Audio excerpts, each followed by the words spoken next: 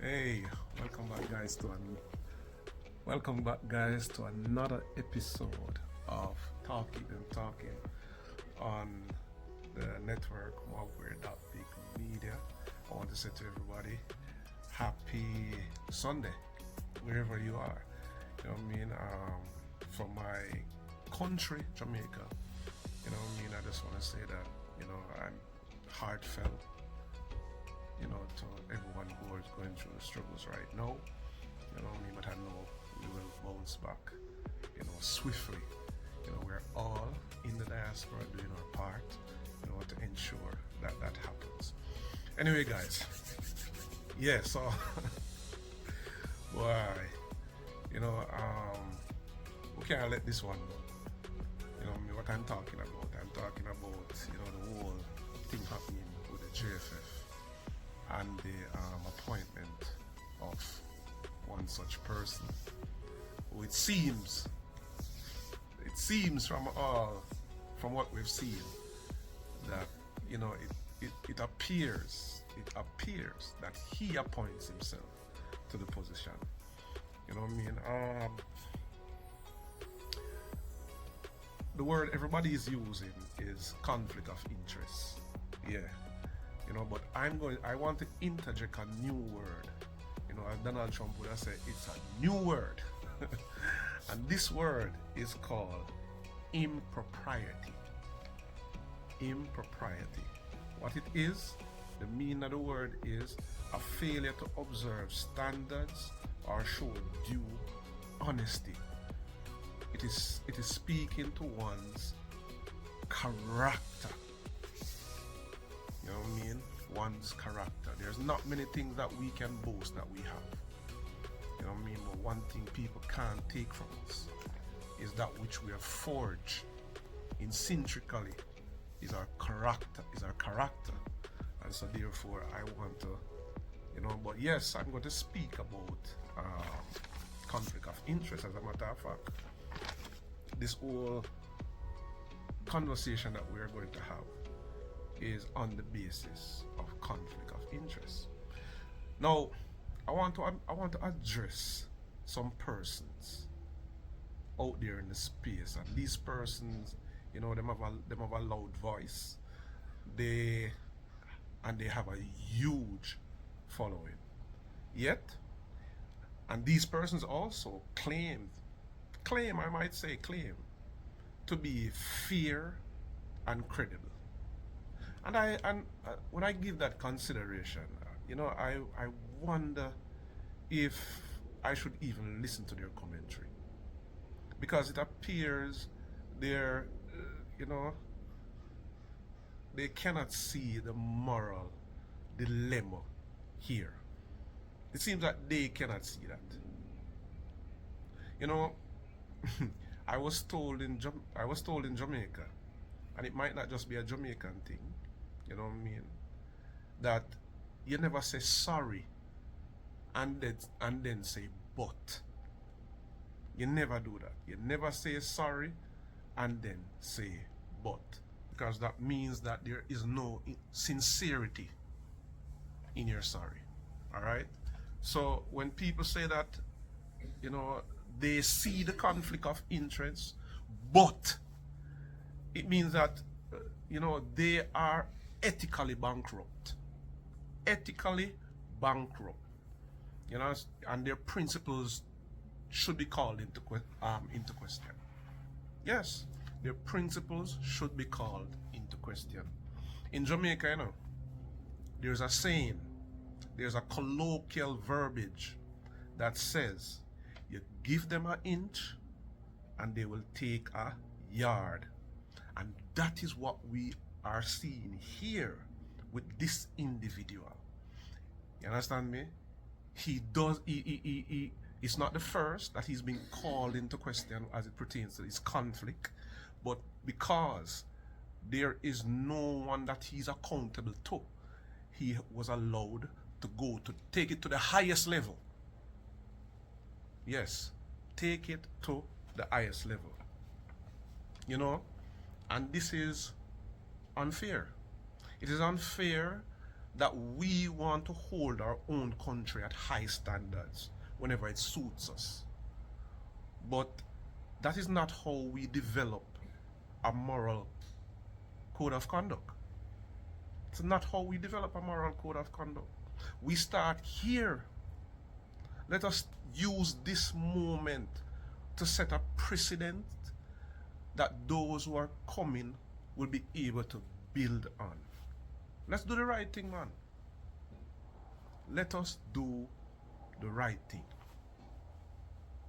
Yeah? All right. So with that said, what I'm talking about. So FIFA Code of Ethics, and this seems to be the latest edition. This is 2020. And we're going down, right down into the matter at hand.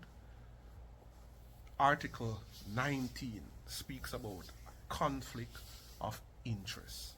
Now, I'm going to read what I have here. It says here, and then we're going to try to see if we can look at some of the very important key elements into this reading. It says here that a person bound to this code shall not perform their duty, in particular preparing or participating in taking of a decision in situations in which an existing or potential conflict of interest might affect such performance. All right. So we know, based on the position that Mr. Speed holds, that he is bound to this code of conduct. Yes? Because of his position. Let me go on. A conflict of interest arises if a person bound by this code prepares to have a secondary interest that could influence his ability to perform his duty with integrity and in independence. I wonder if you guys hear that. The word that jumped out to me is integrity. Integrity. It seems as if in the eyes of those who are out there, integrity doesn't matter. And then when we go to different places in the world, we are the same ones who use our lips to speak down about Jamaica and Jamaica government and governance and say there's no integrity. You understand me? But yet still we are the same ones sitting here because this might be our friend, or we might have an interest, a vested interest. So integrity does not matter. Does not matter. But it also says that if the person has a secondary interest that could influence their ability. Now you guys tell me, we don't say that this man have more than one. This man have secondary, this man have thirdary, if there's such a word. So many different interests. You understand me? And he's allowed to maintain these positions because of us, regardless that there is a governing body. We see that the president, and I don't know why Mike Ricketts is still the president. He should never ever be the president of nothing. Not even a bag juice shop. Mike Ricketts should be the president of. Because if Mike Ricketts sit down and cannot see that the shareholders, we the people are the shareholders, that we are disgusted with these behavior and take action. If he cannot do that, he's not a president. He's not deserving to be a president. However, let me not digress. So it says that if that person has a secondary interest that could influence his ability, he should not be in this position. And here we see Mr. Speed is found wanting. Let me continue. Now it says secondary interests include but are not limited to gaining any possible advantage for the persons bound by this code themselves or related parties as defined in the code. Yes? Now, it goes further. It says, before being elected, appointed, or employed, persons bound by this code should disclose any relations and interests that could lead to situations of conflicts of interest, and in the context of their prospective activity. Right? So out and right, this is showing you that, you know, what is happening here is really, really, really egregious. You know what I mean? We have people looking on, we have young people who will be aspiring for these positions in the future. But yet still, this is the framework that we want to put in place for them to be able to build on. And then we talk about we're credible, we're fair and credible. And then we talk about we're nationalists. Come on, guys. We need to go back to school.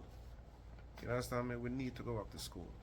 Thirdly, it says, persons bound by this code shall not perform their duties in particularly preparing or participating in the taking of any decision in situations in which there is a danger that a conflict of interest might affect such performance. Any such conflict shall be immediately disclosed and notified to the organization of which the persons bound by this code performs his duty. So there you have it, guys. We should not sit down and allow this to happen. This is not about the present. This is about our future. This is about setting a precedent for those who will be coming. Rudolph Speed is in his 60s. This is not the framework we want to set. This is not the framework that we want to set, and we must hold these persons accountable. We must hold them accountable. This is the highest office in the country as it pertains to our football. And no wonder we have digressed so much.